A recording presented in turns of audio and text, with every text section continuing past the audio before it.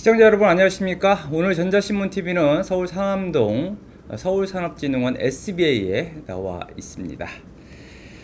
네, 우선 제가 서울산업진흥원을 간단히 방송 전에 좀 소개를 좀 해드리도록 하겠습니다. 서울산업진흥원은 체계적인 지원 사업을 통해서 중소기업들의 경영 여건 개선 그리고 경쟁력 강화에 기여하기 위해 설립된 기관입니다. 중소기업들에게는 정말 없어서는 안 될 또 중요한 기관으로 알려져 있는데요. 중소기업들에게 꼭 필요한 일자리 창출을 핵심 목표로 창업, 유통, 교육, 일자리, 그리고 콘텐츠, 연구개발, 스타트업과 소상공인을 포함한 중소기업에게 필요한 모든 서비스를 제공하고 있다라고 생각하시면 됩니다. 자, 오늘 전자신문TV는 중소기업의 디딤돌 역할을 하고 있는 서울산업진흥원의 주영철 대표님을 모시고 인터뷰를 진행해 보도록 하겠습니다. 안녕하세요, 대표님. 네, 안녕하십니까? 네, 네, 서울산업진흥원 대표이사 주영철입니다. 네, 반갑습니다. 반갑습니다. 네. 자, 대표님 그 서울산업진흥원을 이끄신 지 지금 2년이 됐습니다. 네, 네, 맞습니다. 좀 그 네. 즈음에 지금 맞춰가지고 저희가 좀 인터뷰를 네. 기획을 했는데요. 2년 동안 계시면서 상당히 많은 성과를 이루셨습니다. 보시면 일자리 창출의 경우에는 2015년과 비교했을 때 거의 3배 이상 늘고요.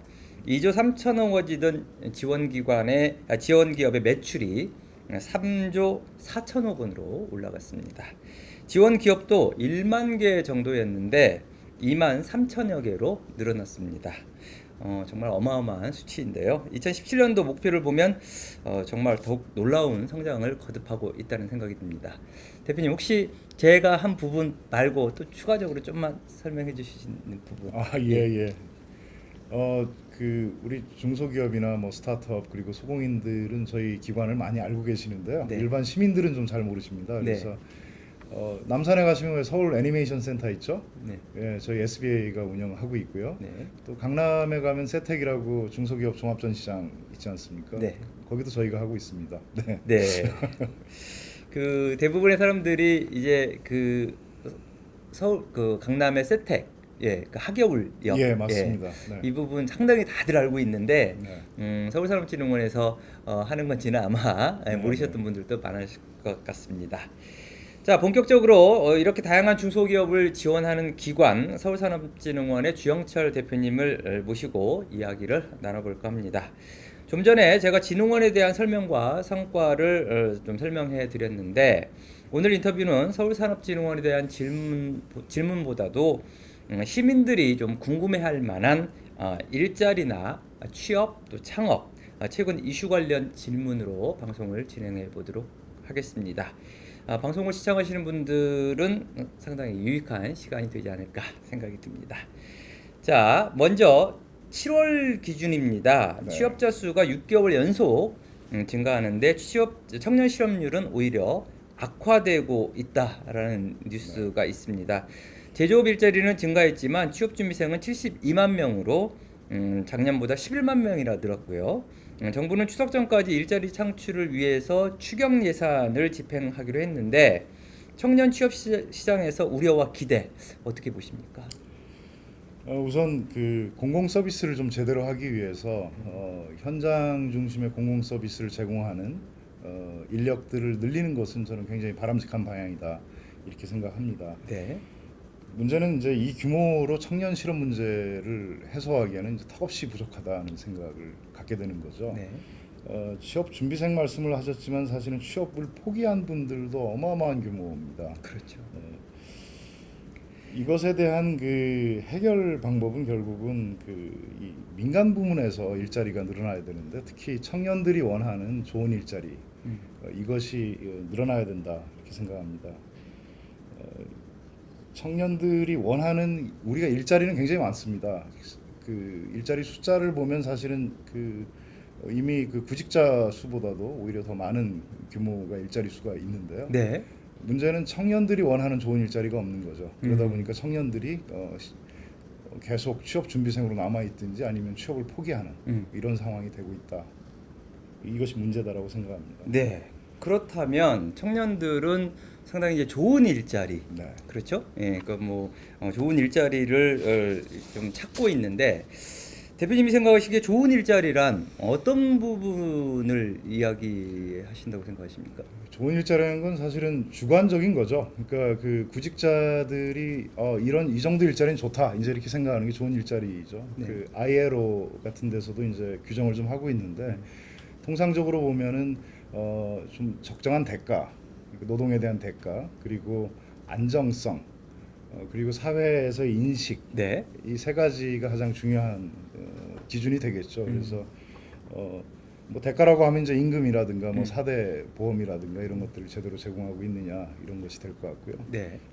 좋은 일자리로 이제 인식한다라고 하는 거는 그 기업에 다니면 사회적으로도 좀 존경받을 수 있는 어떤 그런 것이 될 것 같습니다. 네. 일반적으로 그 중소기업 외에도 사실 네. 이제 대부분이 이제 중소기업이죠. 네. 우리 대한민국은 이제 대기업보다는 중소기업 수가 훨씬 많고, 훨씬 많죠. 네. 네. 중소기업 외에도 벤처 또는 네. 뭐 소상공인에서도 좋은 일자리가 좀 많이 생겨야 된다라는 인식들이 있는데 네. 이 부분에 대해서는 어떻게 생각하십니까? 네, 당연히 그 소상공인이 차지하는 비중이 굉장히 높죠. 네. 그래서 소상공인 그리고 뭐 벤처 이런 쪽에서도 그 많은 일자리들이 좋은 일자리들이 생겨야 된다라고 생각을 하는데요. 네네. 조금 제가 그 중소기업의 정의에 대해서 좀 잠깐 말씀을 드리면 네. 사실 소상공인이나 벤처도 다 중소기업 안에 들어갑니다. 네. 우리가 보통 중소기업 이러면 그 법적인 기준이 업종별로 조금 다른데요. 그 매출이 좀 많이 일어나는 그 제조업 같은 경우는 한 1,500억 이하의 매출액. 그리고 이제 서비스업 같은 경우는 뭐 어떤 서비스업은 한 800억 이하, 어떤 서비스는 한 600억 이하 이렇게 기준이 정해져 있습니다. 하한선이 있는 건 아니죠. 네네. 그래서 사실 소상공인이나 뭐 벤처들도 다 그 범주 안에 들어가는 거고요. 소상공인은 이제 그 중에 그런 중소기업들 중에 그 상시 고용자 수를 기준으로 해서 소상공인을 정의를 하는데요. 근로자 수. 네네. 그래서 상시 이제 근로자 수가 이제 10인 이하인 업종별로 조금 다른데요. 네네. 10인 이하 또는 5인 이하인 기업들을 소상공인으로 부르고 있습니다. 네. 그 일단은 현 정부의 최우선 과제, 국정 과제가 지금 일자리 창출로 네. 되어 네. 있습니다. 그 핵심 목표가 무엇이 되어야 된다고 생각하십니까? 그러니까 지금 좋은 일자리에 대해서 쭉 이야기를 해주셨고 네, 네. 중소벤처, 소상공인 이쪽에서도 좀 좋은 일자리가 나와야 되는데 네, 네. 사실은 일자리는 많지만 좋은 일자리를 가기 위해서 어떻게 보면 구직자들이 계속해서 구직 활동을 네. 하고 있다라고도 보여지는데 네, 국정 과제가 일자리인 만큼 핵심 목표 네. 뭐 어떤 부분이 되어야 한다고 생각하십니까? 약간 뭐 중원부원에서 답변을 드리는 것처럼 생각이 되는데요. 네. 그러니까 민간에서 네. 좋은 일자리를 많이 만드는 것, 그리고 그것은 결국 중소기업에서 일자리들이 좋은 일자리로 전환되는 것, 그리고 또 중소기업에서 좋은 일자리가 많이 만들어지게 하는 것, 그것이 가장 핵심적인 목표로 가져가야 된다 이렇게 생각합니다. 네. 네. 그 지난 7월입니다. 지금 뭐 계속해서 이제 일자리 관련해서 좀 저희가 이야기를 하고 있는데 중소벤처기업부가 이제 새 정부 들어서 또 새롭게 정부 부처로 만들어졌는데 정부는 기존에 수많은 지원 정책을 내놓고 또 많은 예산 투입을 하고 있습니다. 뭐 중소기업, 벤처기업, 소상공인을 위해서 충분하다고 보시는지, 그러니까 현재 대표님이 생각하시기에 아니면 새로 수행해야 할 부분, 그러니까 중소벤처기업부에서 수행해야 할 부분이 있다면 어떤 부분이 있을까요? 뭐 잘 아시는 것처럼 그 정부에서 특히 그 기존에는 이제 중소기업청이죠. 네. 그리고 또 많은 지원기관에서 그 중소기업의 이제 어려움들을 해소하기는 여러 가지 노력들을 해왔습니다. 대표적인 게 이제 자금, 네. 그다음에 뭐 팔로 같은 거였었죠. 이런 부분들에 대한 좋은 프로그램들을 계속 지속적으로 잘 운영하고 또 개선해 나가면 될 거라고 생각을 합니다. 다만 결국 그 핵심적인 것은 이 성장이지 않겠습니까? 네네. 예, 그 혁신을 통한 성장이 이제 이루어지는 게 가장 중요한 문제로 생각을 하는데요. 이 부분에 대한 게 사실 조금 여태까지 미흡하지 않았나 하는 생각을 저는 하고 있습니다. 네. 그래서 주로 뭐 혁신을 통한 성장 이러면 우리가 벤처만을 우리가 머릿속에 떠올리지 않습니까? 그렇죠. 그렇지만 사실 그 많은 중소기업들 그리고 소공인들도 혁신을 통해서 성장해야 되지 않겠습니까? 네. 그래서 이런 부분들에 좀 방점을 찍고 그 새로운 프로그램들을 많이 만들었으면 좋겠습니다. 제가 좀 강론을 몇 가지를 좀 말씀을 조금 드리면, 네, 네. 첫 번째는 그 혁신에 대한 정보를 좀 체계적으로 전달했으면 좋겠다는 겁니다. 그러니까 그 결국은 전 세계에서 어떤 혁신들이 일어나고 있는지, 내가 제공하는 서비스나 제품들이 세계적인 수준에 지금 가 있는 건지 아닌 건지, 아니면 내 상품을 해야 되는 건지, 이런 것들을 좀 판단해야 되는데, 네, 네. 사실 뭐 대기업 같은 경우는 이제 이런 쪽에 그 정보도 많이 습득을 하고 또 스터디도 많이 하지만, 사실 중소기업이나 특히 소공인 같은 경우는, 소상공인 같은 경우는 이런 스터디하기가 굉장히 어렵지 않습니까? 어렵죠. 그래서 이런 정보들을 그 국가 차원에서 좀 모아서 기업들이 굉장히 쉽게 이것들을 좀 사용하게 하고, 또 각 분야별 그런 아주 좋은 상품이나 어떤 서비스나 비즈니스 모델 같은 것들을 아예 상설로 이 우리나라의 어떤 전시회를 아주 대폭적으로 연다든가, 그래서 해외 나가서 굳이 안 봐도 네네. 국내에서 바로 그것을 보고 아, 내 상품을 이렇게 개선해야 되겠구나. 또는 어떤 분들은 내 상품이 세계적으로 뛰어난 상품들보다 더 낫네. 네네네. 이렇게 생각하면 네. 그분들은 또 적극적으로 해외 진출하는 이런 것들을 할 수 있을 것 같고요. 네. 그래서 무엇보다도 혁신에 대한 이 정보를 체계적으로 전달해주고 교육시켜주는 것, 이게 좀 강화됐으면 좋겠다. 거고요. 두 번째는 혁신을 시도할 수 있는 환경, 법적 제도적 환경이 좀 있었으면 좋겠다라고 생각합니다. 네. 많은 분들이 뭐 얘기하시지만 결국은 이 포지티브 규제에서 네거티브 규제로 좀 획기적으로 전환해야 된다는 생각이 있고요. 네. 세 번째는 혁신을 보호해줘야 됩니다. 혁신을 해서 좋은 상품을 만들었는데 뭐 대기업이나 아니면 금융기관 이런 데서 뭐 가로채가거나 또는 이들과 어떤 불공정 거래가 이루어진다라든가 불공정 경쟁이 이루어지면 누가 혁신을 통해서 새로운 상품을 만들려고 하는 의지를 갖겠습니까? 그렇죠. 그래서 이런 부분들을 보호해줘야 된다는 거고요. 네.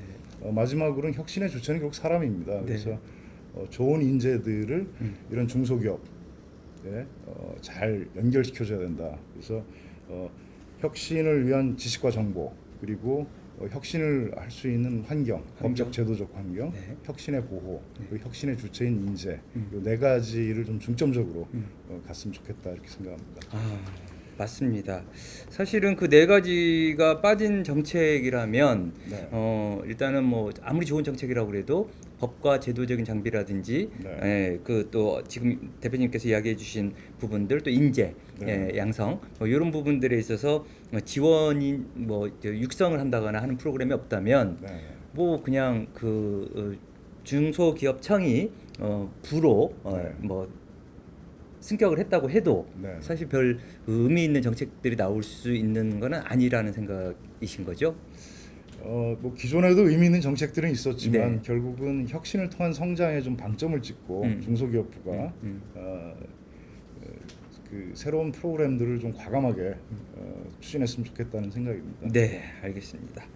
자, 중소벤처기업부만의 일은 아닌 것 같은데 어떻게든 지금 새롭게 이제 중소벤처기업부가 이제 어떤 일을 할 것인가에 대한 부분에 대한 네. 뭐 기업들의 관심, 또 국민들의 관심, 이 부분도 상당히 많을 것 같습니다. 네. 일단은 지금 쭉 이야기해 주신 부분으로 좀 정리를 하자면 중소벤처기업부가 나아갈 방향에 대해서 좀 이야기를 해 주신 것으로 제가 이해를 하겠습니다. 자, 중소기업 지원기관으로 SBA를 비롯해서 지역별 테크노파크, 또 창조경제혁신센터 등이 많이 있습니다.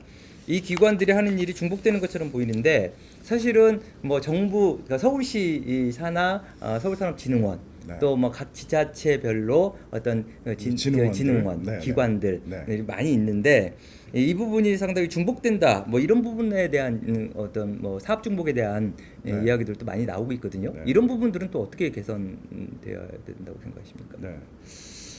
일단은 그 이제 중소기업청에서 중소기업부로 가는 의미는 네.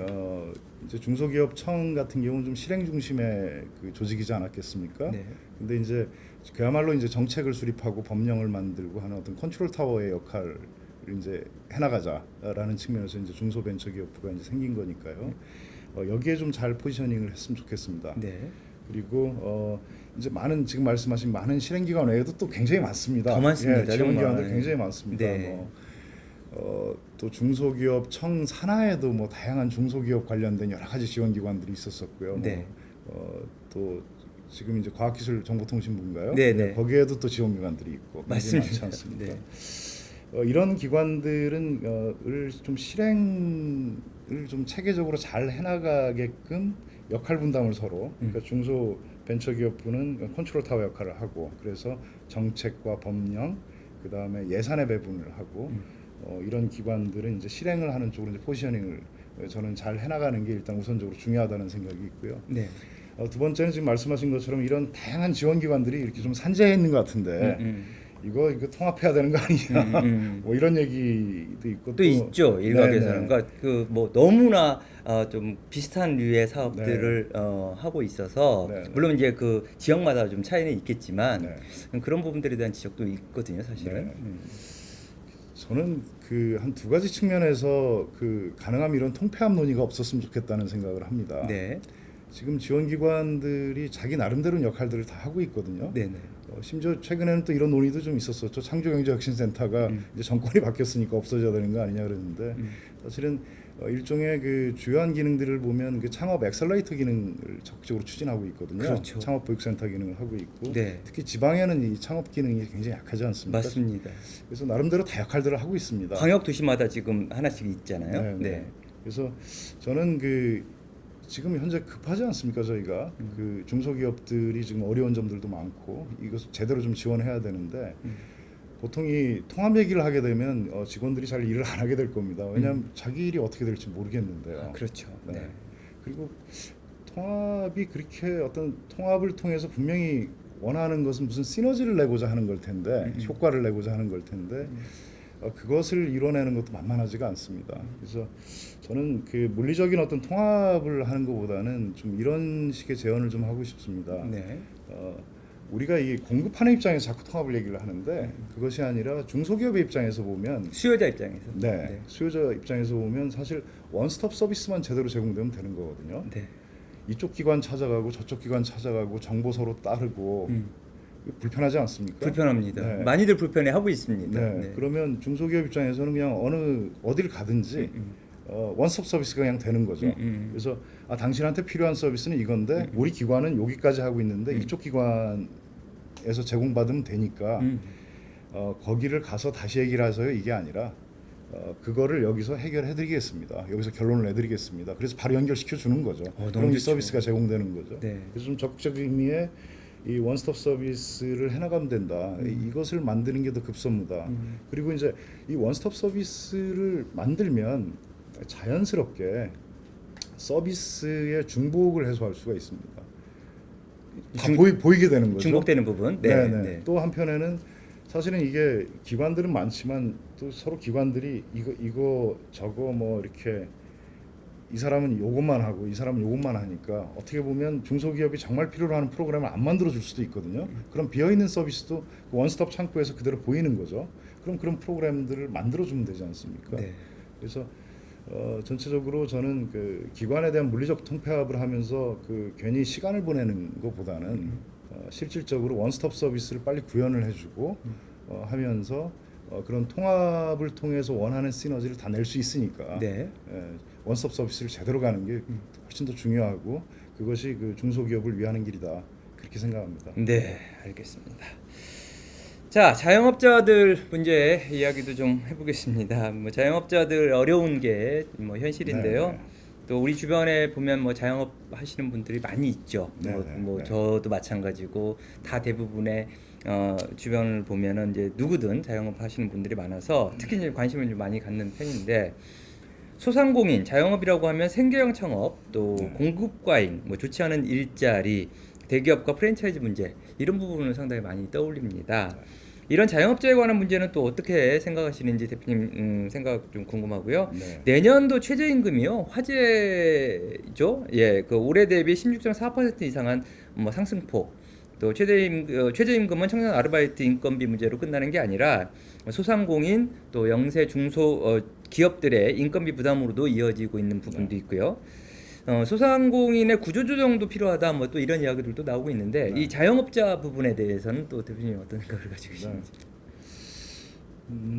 제가 그 몇 가지로 좀 나눠서 설명을 좀 드려야 될 것 네. 같아요. 자영업자들을 보호해야 되는 측면도 있고요. 네. 또 아까 말씀드린 것처럼 이게 혁신의 또 주체로서 성장하도록 또 지원해줘야 되는 문제들도 있고 여러 가지를 좀 나눠서 좀 설명드리면 첫 번째는 인위적인 구조조정은 저는 바람직하지 않다 네. 이렇게 생각을 합니다. 실효성도 사실 굉장히 약할 거고요. 네. 일자리가 없으니까 사실 그 창업하는 생계형 창업도 굉장히 많지 않습니까? 맞습니다. 이분들을 네. 어떻게 막겠습니까? 네. 그래서 저는 그 중소기업 영역 쪽에서 다른 영역에서 좋은 일자리가 많이 만들어지는 게 결국은 그 좀 시간이 좀 걸릴지 모르지만 근본적인 해법이다라고 생각을 합니다. 그러면 결국 이 생계형 창업을 하려고 하시는 분들은 그 가족들 부양해야 되기 때문에 그 창업을 하는 분들이 많지 않습니까? 근데 이분들에게 좋은 일자리, 40, 50대에 필요한 좋은 일자리가 만약에 제공된다면 굳이 창업을 할 이유는 없죠. 네, 네. 그럼 여기에 취업을 하고 가다 보면 자연스럽게 이 공급 과잉 문제를 해소할 수 있다. 이걸 너무 급하게 생각을 해서 막 인위적으로 구조조정하려고 하면 또 많은 문제가 생긴다. 결국은 경제는 경제로 풀어야 되고 시장 원리에 맞게 가야 되고 그러기 위해서는 그 다른 영역에서 좋은 일자리를 만드는 게 가장 기본적인 해법이다라고 생각을 하고요. 두 번째는 이 소상공인 역시 세계적인 그 소상공인들이 많이 나와야 됩니다. 그렇습니다. 네. 네. 그래서 이 혁신을 통한 그 성장을 할 수 있도록 아까 말씀드린 이 혁신에 대한 여러 가지 그 정보를 제공한다라든가 인재를 공급해 준다라든가 또는 보호를 해준다라든가 또 그 법령을 개정해서 규제를 완화시켜 준다라든가 이런 일들을 적극적으로 해나가야 된다라고 생각을 하고요. 네. 지금 이 인건비가 굉장히 오르지 않습니까? 내년에 오르기 때문에 이렇게 성장을 해나갈 만한 혁신적인 소공인들이 자칫하면 도산을 할 수도 있습니다. 그렇죠. 아니면 사업을 포기하게 되거나 네. 이 부분은 저희가 막아야 되지 않겠습니까? 네. 그래서 어떻게 이런 그 소상공인들이 살아남을 수 있도록 어느 정도 일정한 기간에 살아남을 수 있도록 정부가 사실은 적극적으로 지원해야 된다. 저는 그렇게 생각합니다. 네. 그 좀 연관된 질문입니다만 그 창업 자금을 썼다가 빚더미 앉은 청년들도 상당히 네. 많습니다. 네. 많은 게 현실입니다. 네. 신용불량자 문제 심각하고요. 네. 또 재기 창업도 이제 점점 더 또 중요해지고 네. 있는 상황입니다. 창업 대출 적극 지원하지만 실패 이후에 지원하는 대책 부족 뭐 이 부분에 대한 이야기 같은 네. 이야기인데 이런 점은 또 어떻게 해결해야 된다고 생각하십니까? 저는 이제 우리가 최근에 여기에 좀 관심을 좀 가지기 시작을 했어요. 네. 그러니까 말씀하신 것처럼 사실은 실패를 통해서 배운 사람들이 성공할 확률이 더 높고 한데 그 주로 우리는 그 만드는 쪽에만 집중을 좀 시킨 거죠. 네. 그래서 이제 이런 부분들을 이제 최근에 좀 관심을 갖는 건 굉장히 좀 잘하고 있다는 생각을 저는 갖는데요. 네. 다만 그 내용을 좀 들여다보면요, 재기 창업이라는 내용을 좀 들여다보면 사실은 문제가 생기면 이제 이 신용불량자가 사실 되지 않습니까? 그렇죠. 근데 신용불량이라든가 이 문제들을 다 해결한 기업들만 사실은 재기 창업 지원을 합니다. 네네.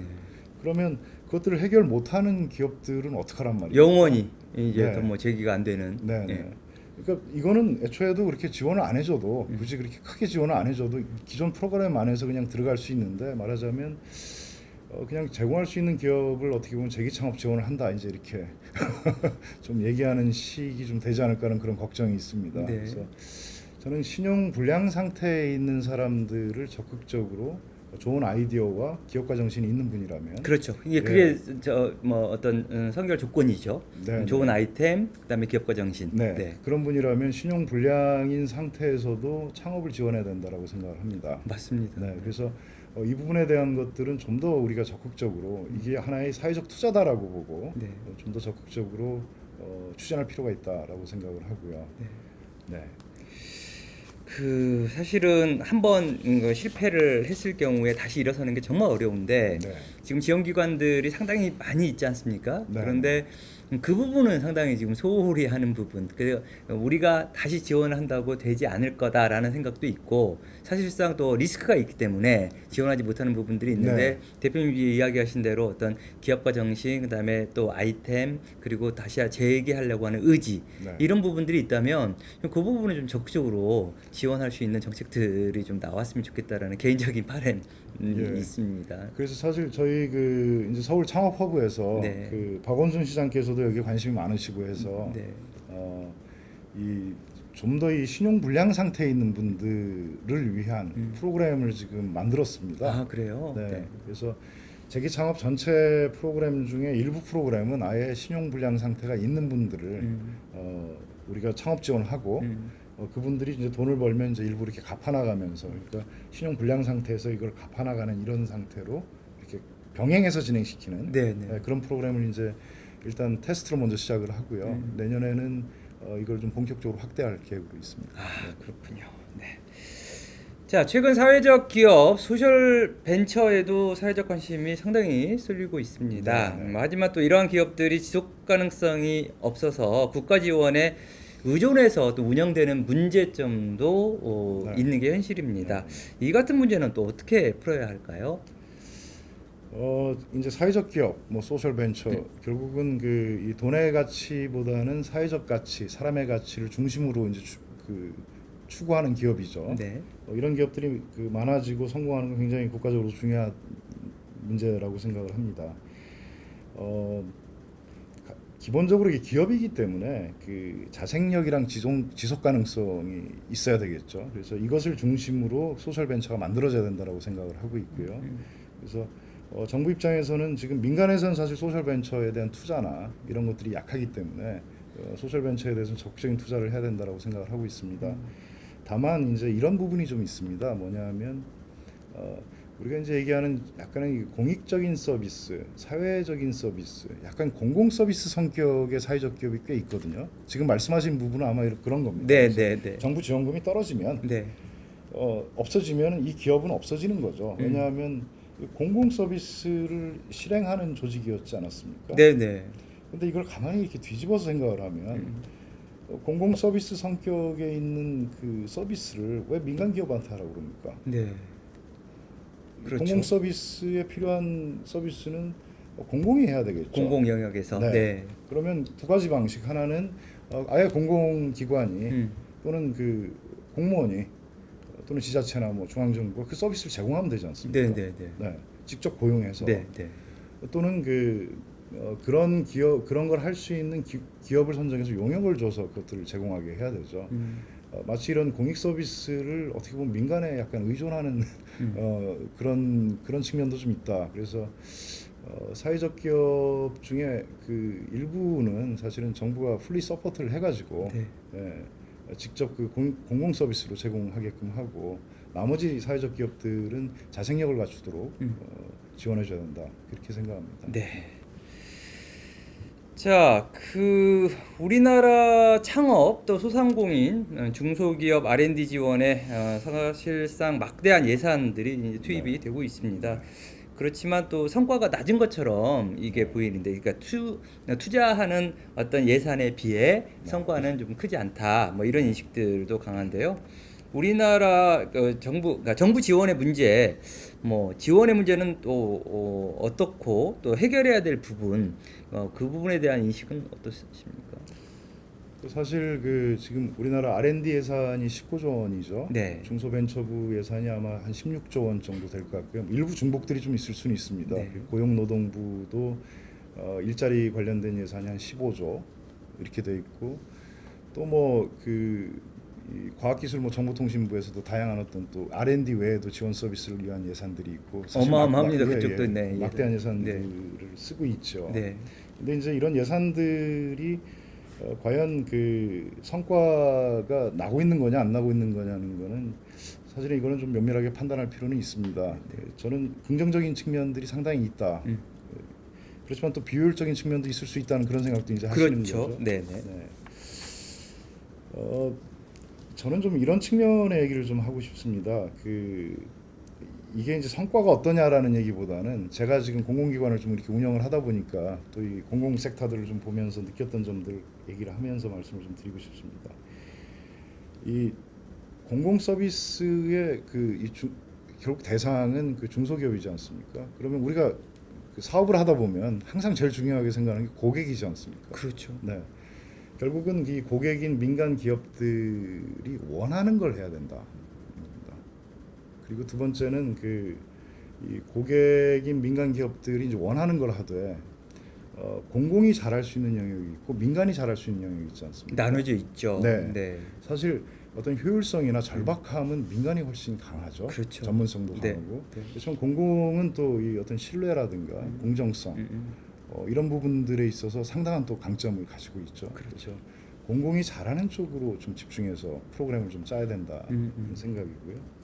그래서 결국은 이 서비스들을 기획하고, 그러니까 지원 정책이나 이런 것들을 기획하고 실행하고 또 하는 단계에 있어서 민간이 적극적으로 들어와서 거기에 대해서 기획도 하고 그 프로그램을 구체적으로 결정도 하고, 네네. 네, 또 그 지원을 받는 기업들도 선정하고, 그래서 얼마 전까지 협치 얘기가 사실 굉장히 많이 나왔었는데, 맞습니다. 여야 뭐 민간과- 정치에서 네. 네, 그래서 민간 기업들이 그들을 위한 지원 서비스를 같이 중앙정부, 지방정부 또는 지원기관과 함께 협치를 해나가야 된다. 그것을 해나가다 보면 민간에서 분명히 얘기하지 않겠습니까? 이거 필요 없습니다. 이거 예산 낭비입니다. 이렇게 얘기할 수 있고요. 또 이 부분은 굉장히 늘리는 게 중요하겠다라고 얘기를 할 수도 있고, 그러다 보면 자연스럽게 효율성의 문제를, 이런 지원 서비스 예산 집행의 효율성의 문제를 해소하고 또 그것이 성과를 내는 데 있어서도 직접적인 연계관계를 갖게 될 거다, 그렇게 생각합니다. 네. 상당히 좋은 말씀을 지금 해주셨습니다. 4차 산업혁명 이야기, 예, 예. 이 부분도 좀 저희 질문에 들어 있어서 좀 네, 네. 질문을 좀 네. 드리겠습니다. 국가적인 정책 지원으로 4차 산업혁명 상당히 4차 산업을 강조하고 있지 않습니까? 네. 4차 산업 시대 아직까지는 도래하지는 않았다고 좀 준비를 해야 되는 거고요. 향후 일자리가 많이 없어질 거다. 네. 이런 4차 산업혁명이 이제 본격적으로 시작이 되면 네. 일자리들이 많이 없어질 것이다. 이런 부분에 대한 이야기들도 많이 나오고 있거든요. 네. 사실은 4차 산업혁명이 어떻게 손에 잡히지 않는 네. 그냥 단순히 용어의 문제, 용어의 이야기 이런 부분에 대한 이야기들도 나오고 있는데, 그런데 결국은 실제로 일자리가 많이 지금의 일자리에 비했을 때 앞으로는 좀 많이 없어질까요? 이 부분 사실 좀 궁금하고요. 조영철 대표님 워낙 또 잘 아셔서, 또 그렇다면 구직자들이라든지 지금 현재 구직자들이라든지 미래 구직자들, 지금 10대, 20대 청소년, 청년들 어떤 걸 또 준비해야 된다고 생각하십니까? 네. 굉장히 큰 질문을 사실 해주셨는데요. 사실 대답을 시원하게 해주시는 분이 많지 않아서 네. 이제 이런 논란도 좀 있죠. 4차 산업혁명이라 불릴 만한 혁명이냐. 네네네. 근데 사실 그런 논의는 이제 학자들께서 하시면 되고요. 될 것 같고요. 결국은 여러 가지 특징들이 있는데 지금 자동화가 계속 진척되고 있지 않습니까? 그래서 이게 로봇이 들어오고 어느 정도 수준의 인공지능이냐, 네. 이런 그런 것들에 대한 것도 역시 학자가 보면 될 것 같고, 어쨌거나 그런 이 컴퓨터 테크놀로지나 소프트웨어 그리고 인공지능 이런 부분들이 이제 생산 현장에 들어오면서 생산성이 높아지는 거죠. 네. 자동화가 일어나는 거죠. 네. 그럼 사람이 했던 일들이 빠지는 거죠. 빠지는 거죠. 근데 이것을 저는 이렇게 무조건 갈 거라고 생각을 합니다. 왜냐하면 기업가 입장에서 봤을 때 기업을 하는 사람이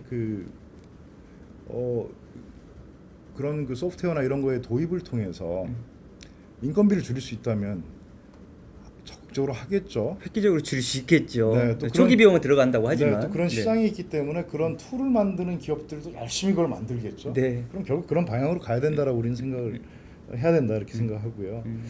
그것이 이제 이 소프트웨어라는 게 결국은 이런 자동화라는 게 인간의 지식 노동을 대체하는 거지 않습니까? 우리가 육체적인 노동도 이제 많이 대체를 해왔지만 네. 이제는 지식 노동을 대체하는 쪽으로 많이 간다. 그래서 저는 이 지식 노동의 많은 부분들이 빼앗길 거다, 빼앗기는 일자리로 갈 거다라고 생각하고요. 특히 그 좀 약간 그 단순화된 지식 노동 또는 이 육체 노동과 지식 노동이 결합되어 있는데 좀 단순한 지식을 필요로 하고 이거를 프로세스화하고 이렇게 갈 수 있는 이런 그 일자리들은 저는 많이 줄어들 거다라고 생각을 합니다. 네. 네.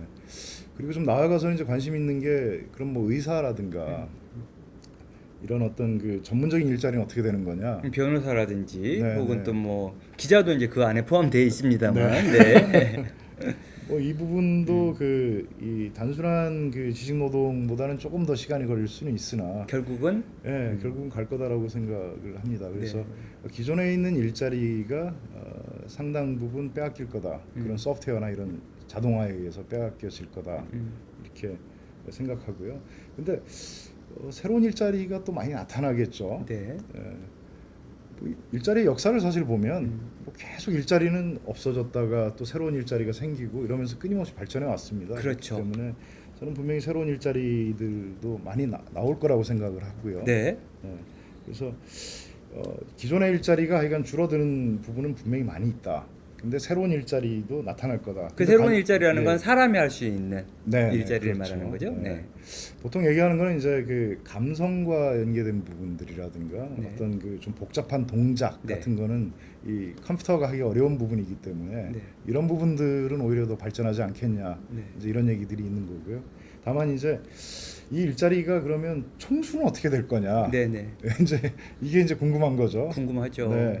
뭐 다보스에서는 뭐 다보스 포럼에서는 그 총수가 줄어들 거다라고 얘기를 해서 사람들한테 굉장히 좀 그 걱정을 불안감을 네. 걱정을 좀 끼쳤는데 또 다른 시각에서 보면 이 감성과 결합된 어떤 새로운 욕구들을 충족시키는 새로운 상품들이 또 많아질 거기 때문에 네. 거기에 또 일자리가 굉장히 많아질 거다 또 이렇게 얘기하는 분들도 계십니다. 가보면 되는 거죠. 그렇다면 대표님 끝으로 네네. 어쨌든 이 4차 산업 뭐 어떤 시대에 맞춰서 지금의 좀 전에도 제가 질문을 드렸습니다만 10대, 20대 네네. 이 친구들 특히 이제 10대 사실은 앞으로 10년 뒤에 또 세상이 어떻게 급변할지 모르는 상황인데 어떤 걸 좀 준비를 해야 될까요? 이 부분 뭐 어떤 공부를 해야 되고 또 어떤 학과 뭐 어떤 그 상황에 맞는 어떤 준비를 좀 해야 되지 않을까 생각이 드는데 어떤 걸 좀 준비를 해야 된다라고 생각하십니까? 역시 굉장히 어려운 질문이신 것 네. 같은데요. 이제 두 가지로 좀 나눠서 좀 설명을 드리겠습니다. 하나는 사실은 이 지식을 중심으로 우리가 생각을 많이 하지 않습니까? 네. 어떤 전문 영역 이러면 어떤 지식을 중심으로 생각하는데 사실은 더 중요한 거는 문제 해결 능력이다. 네. 그리고 지식을 그때그때 습득해서 자기가 소화하고 그것을 활용할 수 있는 그런 능력이죠. 그래서 문제를 풀려면 새로운 지식을 배워야 되고. 그렇죠. 네. 그래서 저는 이런 문제를 해결할 수 있는 능력 그리고 겁을 안 내고 그 문제들을 풀기 위해서 끊임없이 도전할 수 있는 능력 저는 그게 가장 중요하다라는 생각을 하고 있고요. 지식은 사실은 이제 그 지식을 지원해주는 도구들이 계속 나타나고 있기 때문에 지식 자체를 얼마나 많이 갖느냐는 게 별로 그렇게 중요한 문제가 아닐 수 있습니다. 필요할 때 그때 어떻게 잘 습득하느냐 그런 게 더 중요하기 때문에 그래서 그렇게 좀 첫 번째로 좀 말씀드릴 수 있을 것 같고요. 두 번째는 이제 결국 새로운 상품들이 계속 만들어지지 않겠습니까? 네. 지금의 상품과는 사뭇 다른 상품들이 만들어지겠죠. 그럼 그 상품들을 만들 수 있는 역량을 갖춰야 되지 않습니까? 네. 그 만드는 역량을 가진 것이 결국은 어떤 새로운 직업이라고 생각을 할 수 있겠죠. 네네. 네, 그래서 이 새로운 직업에 대한 생각을 좀 해볼 필요가 있다는 생각이 있고요. 그래서 어린이들한테 뭐 새로운 직업에 대해서 지금 준비를 해라 저는 그렇게 얘기하고 싶지는 않고 어린이들은 그런 어떤 문제 해결 역량이나 지식 습득 역량을 잘 키우고 조금 이제 그 직업에 대해서 좀 이제 직접적으로 연관이 되거나 지금 현재 또 직업을 갖고 계신 분들은 앞으로 좀 이런 쪽에 시장 수요가 좀 많을 거다라고 하는 게 어떻게 보면 신직업이지 않겠습니까? 그렇죠. 네. 그래서 그런 신직업에 대한 관심을 좀 가지시면서 이 부분들에 대해서 좀 그런 역량을 좀 키우려고 하는 노력들을 가질 필요가 있다라고 생각을 하고요. 근데 이 신직업이라고 하는 게 뭐 하늘에서 뚝 떨어지는 게 아닙니다. 그렇습니다. 기존에 있는 직업이 이렇게 분화되면서 더 전문화될 수도 있고 또 몇 개의 그 역량들이 모여져서 하나의 또 융합형 직업이 생길 수도 있고요. 그래서 그렇게 뭐 그 신직업에 대해서 굉장히 뭐 어려워하지 마시고 네. 신직업에 대한 부분들을 좀 준비하시면 되는데 저희가 마침 그 신직업 인재센터를 운영하고 있습니다. 그래서 새로운 직업들을 계속 우리가 잘 정의하고 거기에 어떤 역량이 필요한지 커리큘럼도 만들고 그것을 교육도 시키고요. 또 이 교육 자체도 그냥 우리가 그냥 교육시키고 그냥 졸업시키는 게 아니라 수요 기업과 같이 프로그램을 만들거든요. 그러면 이 수요 기업에서 필요로 하는 역량이 있지 않습니까? 그 새로운 상품을 만들려고 했더니 기존에 있는 사람들 가지고 모질란다. 이런 새로운 역량을 갖춘 새로운 신직업 군이 좀 필요하다. 네네. 이런 사람들과 같이 그 기업과 같이 이제 만들어서 취업까지 연계를 시키고 있거든요. 네. 그래서 이런 부분들도 좀 관심을 가져주시는 것도 좋을 것 같습니다. 네. 인터뷰 여러분 어떻게 보시는지 지금 이야기하면서 벌써 시간이 다 됐는데요. 일단 지금 그 대표님께서 이야기해주신 부분에 있어서 저는 이제 청소년들이 사실상 무엇인가 관심을 갖고 앞으로의 미래 직업에 대한 고민보다는 지금의 이제 청소년들을 두고 있는 엄마 아빠들이 좀 생각을 바꿨으면 좋겠다. 일정 부분. 그래서 아이들은 사실 생각 바꾸기는 쉽지는 않을 것 같은데 기존의 엄마들은 보면 엄마나 아빠들 보면 현재를 놓고 봐요. 항상 기준을 현재를 놓고 보고 아직도 유망 직업이 뭐 변호사 혹은 뭐 검사, 판사, 의사 이런 식으로 아직 보고 있다라는 게 좀 안타까워서 이제 정말 시대가 좀 계속해서 바뀌어 나가고 있는데 그런 부분을 좀 따라가지 못하고 현재를 기준으로 보는 부분을 좀 미래로 놓고 좀 봤으면 좋겠다라는 생각도 듭니다. 네. 오늘 그 대표님 짧은 인터뷰였지만 뭐 소감 마지막으로 한 말씀 드리고 싶습니다. 또 아울러 저희 시청하고 계신 시청자 여러분께 인사의 말씀도 좀 부탁드립니다. 저는 사실 이런 얘기를 그 평소에 좀 많이 하는 편입니다. 뭐냐면 뭐 경제도 어렵고 저성장 그리고 뭐 양극화 그다음에 실업 뭐 이런 문제들이 많이 있고 또 우리나라가 이제 성장 엔진을 뭐 잃어가는 거 아니냐 뭐 이런 얘기도 있는데 저는 그 우리를 믿었으면 좋겠습니다. 우리가 그 굉장히 빠르게 캐치업을 하고 또 특히 IT 분야에 있어서는 상당히 강국으로 빠르게 올라서지 않았습니까? 그래서 그럴 만한 충분한 역량과 그리고 자세와 자질이 있다 이런 생각을 가지고 우리를 믿고 우리가 뚜벅뚜벅 전공법으로 해나간다면 반드시 우리한테 굉장히 좋은 성과가 있을 거라는 생각이 있고요. 네. 그 우리가 이제 그 목표를 설정할 때 그 예를 들어서 뭐 스타트업이다 이러면 실리콘밸리를 따라가는 뭐 이스라엘을 따라가는 그래서 강남 테헤란밸리도 뭐 그렇게 좀 되는데 물론 배워야 되죠. 근데 사실은 그들을 능가하겠다. 그래서